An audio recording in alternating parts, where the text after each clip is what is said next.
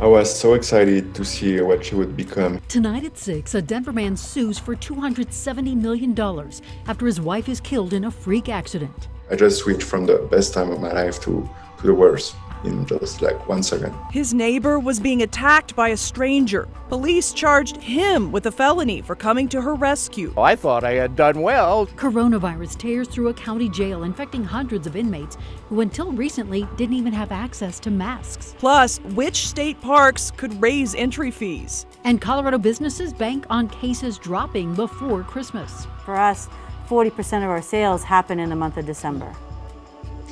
Essie Nakajigo accomplished more at age 25 than most do in a lifetime. In her native Uganda, she served as ambassador for women and girls. She donated her college tuition to create a community health facility. She created a reality TV show to combat early pregnancy and forced marriages. But on June 13th, Essie wasn't thinking about saving the world. She had recently moved to Colorado and she was in love. She and her new husband needed a break from quarantine, so they hopped in the car and headed toward Arches National Park in Utah. What awaited them there was as awful as it was unthinkable. Here's Lance Hernandez. Just a woman I was planning to spend my life with. Ludovic Michaud and Esther Nakajigo had been married just under 3 months when they decided to go see the Arches.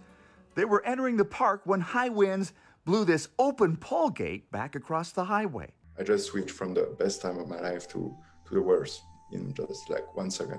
The pole pierced the passenger compartment of their rental car and decapitated Esther. And then I turned my head and yeah, I saw what, I wish I didn't see. My name is Esther Nakajigo. Esther was a reality star in Uganda. Esther means star.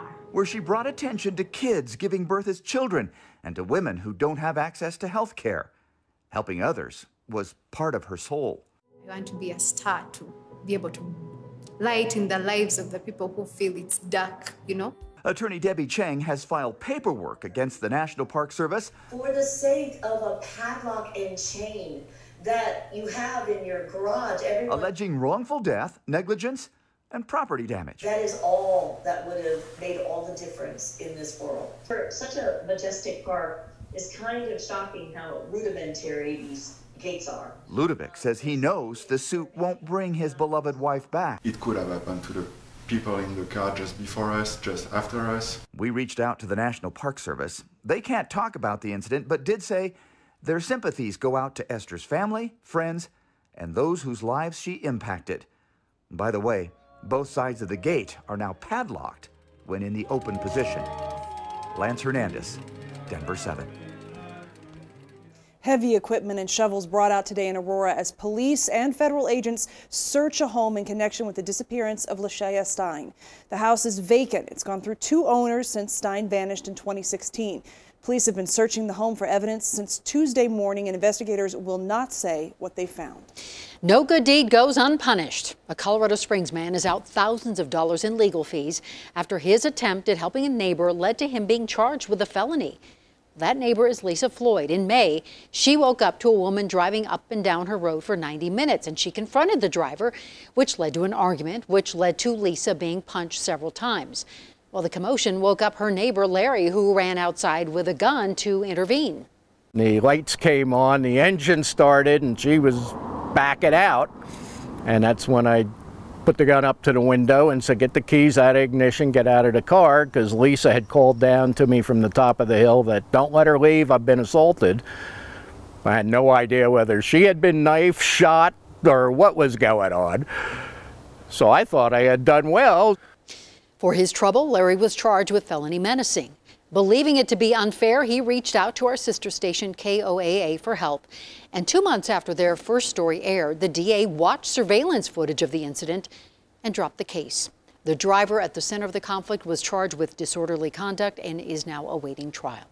The CDC advises every jail and prison in the country to provide masks for inmates. In El Paso County, though, they weren't commonplace until an outbreak was well out of hand. Denver7's Megan Lopez reports. Inside the El Paso County Jail in Colorado Springs, one of the worst COVID-19 outbreaks in the entire state. Hundreds of inmates and dozens of staff members have tested positive. My son is in the El Paso jail. Including Jamie Fain's son, James Hunter. My son is having really a hard time. He's running a fever, sweats, hallucinations at night. Her son is awaiting trial for drug charges. He's had his court date moved 3 times due to COVID, and she's worried about the conditions inside the jail. These are patients now, not just inmates, patients with COVID-19. So for days now, yes, she's been making phone call after phone call trying to get answers. So I said to the deputy, is my son going to die in there? And if he does, I'm not going to tolerate this.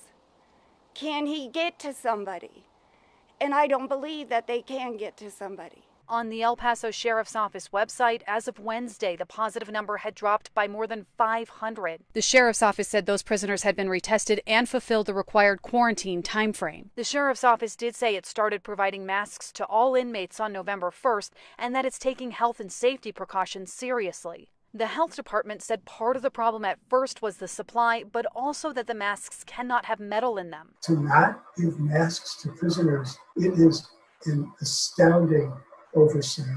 That's Mark Silverstein from the ACLU. I thought the sheriff was being extremely reckless to have not provided masks until this outbreak was out of control. He hopes this serves as a lesson to jails across the state for how quickly things can get out of control. An outbreak in a jail is a threat not just to the prisoners, it's a threat to the community. As for Jamie. And I want an explanation. Why was we being told it was being taken care of when it wasn't? And somebody needs to be held accountable. In Colorado Springs, Megan Lopez, Denver7.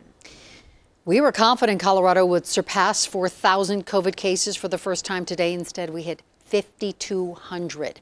Of the 147,000 cases reported since March, more than 68,000 were confirmed just in the last month. Right now, 1,322 hospital beds are occupied by patients suspected or confirmed to have the virus.